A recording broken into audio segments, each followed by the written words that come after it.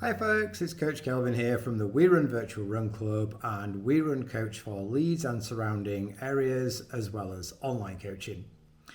In this little video, we're going to talk about VO2 Max, what it is, why it's important and what to do to improve yours.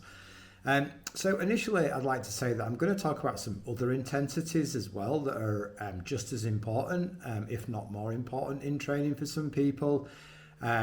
Which are threshold tempo, endurance pace, race specific work. And we're going to talk about all these sort of almost in isolation. And then I'm going to do a video explaining training for different events, how as coaches we put these things together to form your training. So VO2 max, it's the maximum amount of oxygen that a person can use. It's measured in milliliters per minute per kilogram of body weight, and improving VO2 max improves oxygen utilization at all intensities, not just high intensities. What does that mean? That means that even at sort of lower intensities, it means that we can go faster and further for the same amount of effort. In terms of a perceived effort, VO2 max is hard.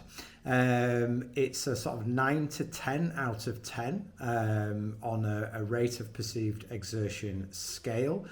You're likely to be able to say no more than 1 to 2 words whilst you're on a repetition, and breathing is shallow and rapid. That's the bad news. The good news is that repetitions are very short and recoveries are very long. And in relation to other phases of training, the blocks of training for VO2 max are also much shorter. So in terms of workout design, we're looking at trying to accumulate between 8 and 16 minutes worth of work with equal recoveries. So for a less well-trained runner, we might start at 8 minutes worth of work, and a very well-trained runner, possibly even elite, get up to 16 minutes worth of work. And rep duration is going to be anything from 30 seconds to 4 minutes. So if we look at sort of either end of that spectrum, we could do 16 times 30 seconds all the way up to 4 times 4 minutes. And when we say equal recoveries, that's 16 times 30 seconds would be 30 seconds hard, 30 seconds either walk or stationary. And the 4 times 4 minutes would be 4 minutes hard, 4 minutes stationary or walking times 4. So 16 times 30 seconds, 30 seconds on, 30 seconds off, 4 times 4 minutes, 4 minutes on, 4 minutes off. And what I recommend for VO2 max work is that recoveries are either stationary or walking, unless a runner specifically knows that sort of jog recoveries work well for them. So in terms of session frequency, we want to do between 2 to 3 sessions a week. 3 sessions a week will be quite a lot. So it's not uncommon for 2 sessions a week, and a midweek session is a VO2 max specific session, so accumulating 8 to 16 minutes worth of work, and in all fairness probably up to 12 minutes worth of work for most people. And then at the weekend, so the second workout to be something that's 5 or 10k specific.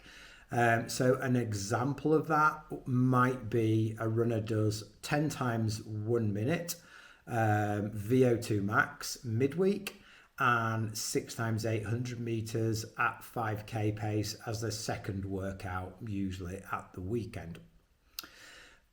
It's also worth noting that the closer to an intensity we work at, the easier it is for us to improve. So 3 to 5k training is close enough to VO2 max to improve VO2 max. So some 3K specific training for a less experienced runner, or maybe some 5K specific work for a more experienced runner, will also elevate VO2 max. How long is a training block? A training block for VO2 max is anything from 2 to 6 weeks. We actually can't improve our VO2 max in one go for more than 6 weeks. So if an experienced runner may be training for a 3 to 5K event, possibly a 10K, added in a VO2 max phase that was 6 weeks long, after that 6 weeks, they would have to do something else to sort of raise the base that VO2 max is sitting on. And then further down the line go again. So we can't really improve VO2 max for more than 6 weeks in one go. That doesn't mean we can only ever do 6 weeks of VO2 max work. It means that we wouldn't do 12 weeks in one go.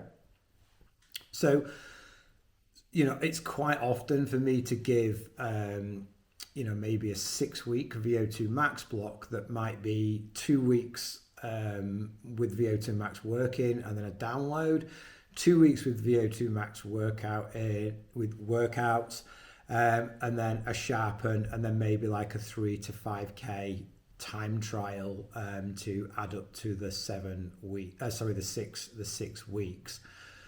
For VO2 max work, a specific warm-up needs to be done. We don't want to just kind of roll into very hard efforts. A minimum would be 1K easy, do some mobility work, and that's not static stretching, some leg swings, marching, lunges, things like that. A 1K progression, so doing something like 1K from easy up to 5K pace, so getting faster and faster through the kilometre. Then a good rest, 4 to 6 strides, and then a really good rest before the first rep. A really good rest is about 5 minutes.